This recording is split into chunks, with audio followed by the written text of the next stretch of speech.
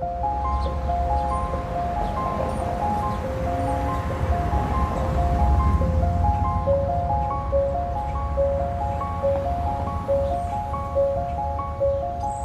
bəzən danışmaq istəmir. Yox, danışa bilmir. Bunlar arasında çox fərq var. Hamı soruşur ki, niyə susursan? Niyə heç nə demirsən? Amma heç kim kömək olmaq istəmir. Sizi özümü tanıdım. Mən həmişə kənarda qaldım. Sanki hamı bir tərəfə gedir, mən də digər tərəfə. Onlar güldü, mən də güldüm. Amma mənim gülüşüm onlara kimi değildi. Tamamilə fərqli. Onlar danışdı, amma mən sustum. Çünki bilirdim. Bilirdim ki, sözlərime işlem olmayacaq. Bilirsiniz, bəzən düşünürüm. Bəlkə problem məndə deyil. Bəlkə insanlar başqasının içində qopan fırtınanı görmək istəmirlər. Bəlkə də kimsə yaxınlaşmaq əvəzinə onu kənara atmağı daha asan bilir. Amma bir şey var. İnsan nə qədər sussa da içindəki o olan səsi heç vaxt sustura bilmir. Və mən bir gün o səsi eşidəcəm. Bəlkə də ilk dəfə.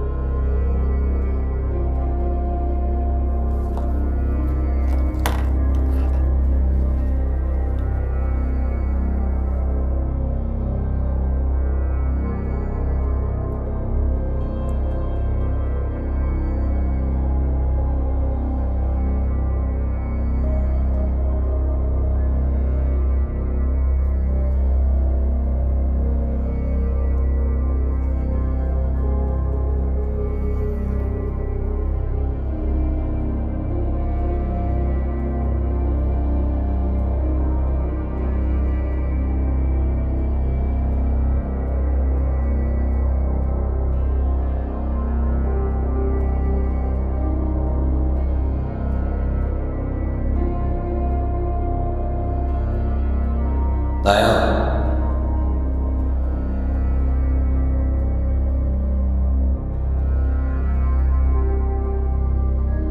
Dokunma.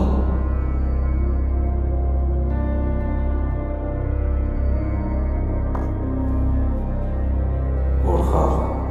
Oradan gel.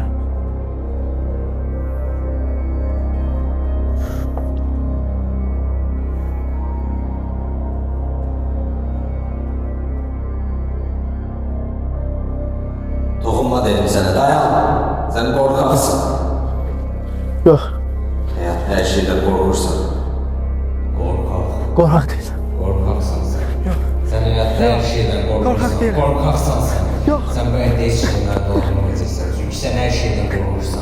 Yok. İnsanlardan Korkak korkursan. değilim. Her şeyden Yok. korkursan. Korkaksın Yok. sen. Sen hayatta en aciz insansın. Korkak.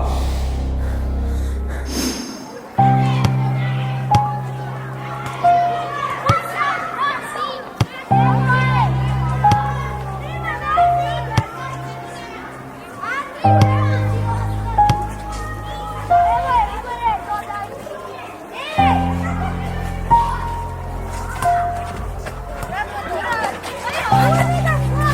seninle oynaya bilərəm. Get də burada, səni bir gəl etmədim ya.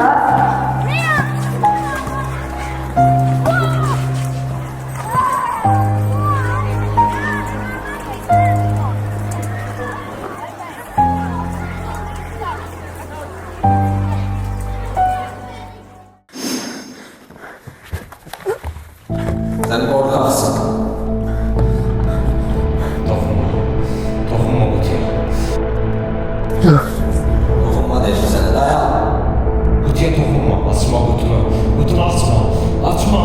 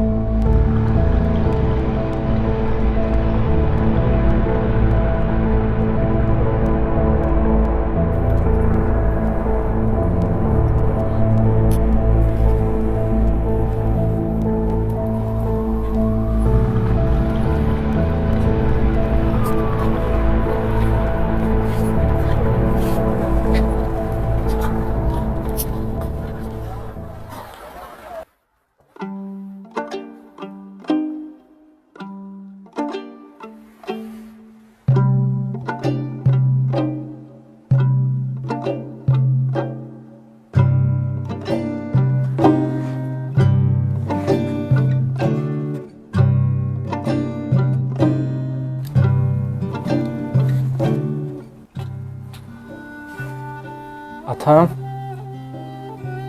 Ana. Oğlunuz gəlib yanınıza. Niyə səssiz? Niyə heç nə demirsiniz? Ata, yadımdadır. Həmişə işdən gələndə əl dolu gələrdim. Mən də sanki ən güvəndiyim yerə qaçırdım. Qoymazdım gözüm məni əssin. Adi, anam nəsə söz deyəndə onu acılayırdı. Ana, bəs sən? Səndən niyə səs çıxmır? Axı, siz mənə bu qədər soyuq olmazdınız. Axı, sizdən başqa mənim heç kimim yoxdur.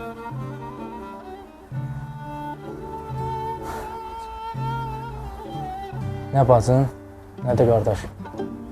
Yalnız ikiniz. Amma mənə də siz tək qoydunuz. Getdiniz.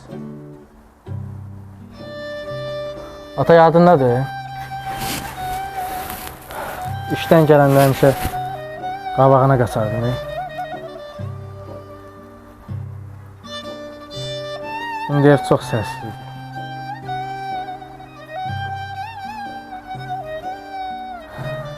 Ana, uşaqlıqda həmişə əlimdən tutardım.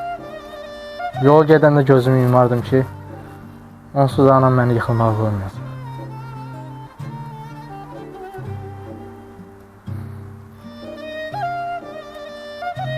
Sən gedəndən sonra çox yıxıldım, ana. Oğlumu çox əzdiler.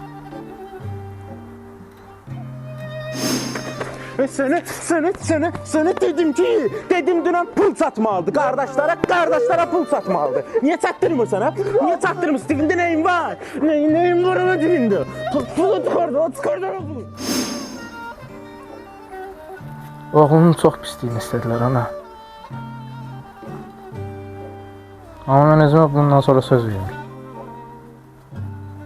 Daha əvvəlki kənan olmayacaq. Oğlunuzu heç kim əzə bilməyəcək bundan sonra. Bunu mən sizə söz verirəm. Bir gün bura mən qayıdacam ki, oğlunuz batarır. Sözüm olsun. Sözüm olsun ki qayıdacam. Allah sizə rəhmət eləsin. Ana. Söz qayıdacam.